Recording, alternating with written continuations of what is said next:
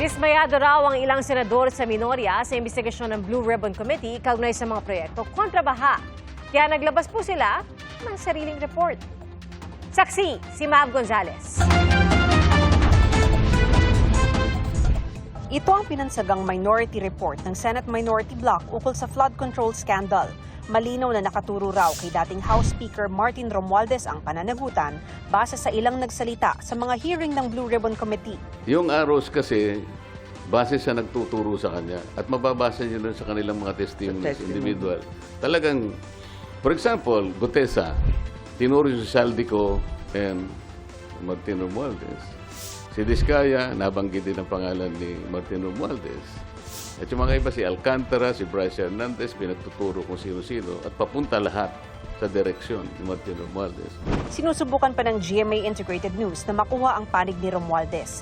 Base sa 576-page report, ang iba pang nadiin sa mga pagdinig, kabilang sina dating Congressman Zaldico, dating Senador Bong Revilla, Senador Joel Villanueva, dating DPWH Secretary Manny Bonoan at 17 kongresista ay maaari nilang kasuhan kung mapatunayang nagkasala sila. Wala raw sapat na ebidensya para kasuhan sina Senador Chis Escudero, Jinggoy Estrada at dating Senador at ngayon Makati City Mayor Nancy Binay. Sinusubukan pa namin kunin ang panig ng lahat ng nabanggit. At nang tanungin kung sino ang pinakamataas na opisyal na panukala nilang kasuhan. Merong question mark nga sa makikita nyo rito yung...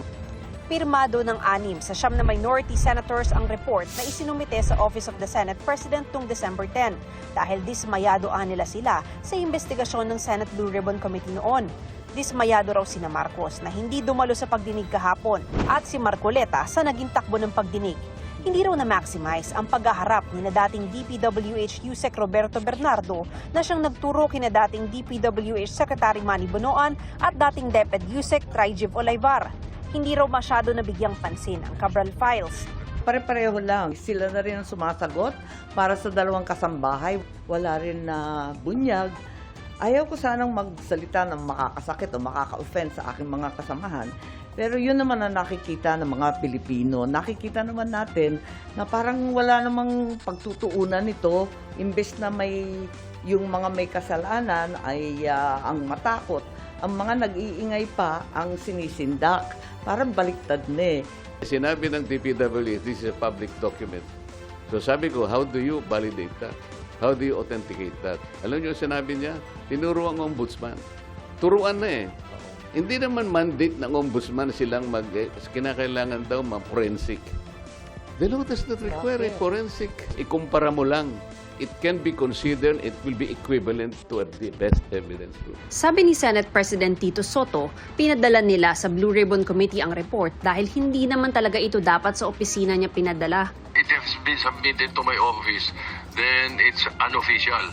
Kasi dapat magsasubmit ang minority report sa pagkatapos ng committee report, isasubmit yun doon sa Bills and Index, hindi sa akin. Ano ba, tatagal na nilang veterano, di ba? Ang tatagal na nilang legislator, Bakit sa Senate President's Office ipapadala? Pang media, ano silbi nun even a majority report, kahit anong Blue Ribbon Committee report yan, unless tinake up sa plenary, ay wala yan. It's simply a piece of paper. Sagot naman ni Soto sa pagkadismaya ng ilang minority senators sa pagdinig kahapon. Kanya-kanyang opinion You are entitled to your own opinion. Opinion ng iba, okay lang sapagkat nabuksan. Okay, di ba? Ngayon, merong mga mga nabitawan na pwedeng i-follow up in the next hearing. Kulang na oras Umattend sila sa susunod para yung mga kulang, mapunoan nila. Hinihingan pa namin ng tugon si Committee Chairman Senador Ping Lacson. Para sa GMA Integrated News, ako si Mav Gonzalez, ang inyong saksi. Mga kapuso, maging una sa saksi. Mag-subscribe sa GMA Integrated News sa YouTube para sa iba't ibang balita.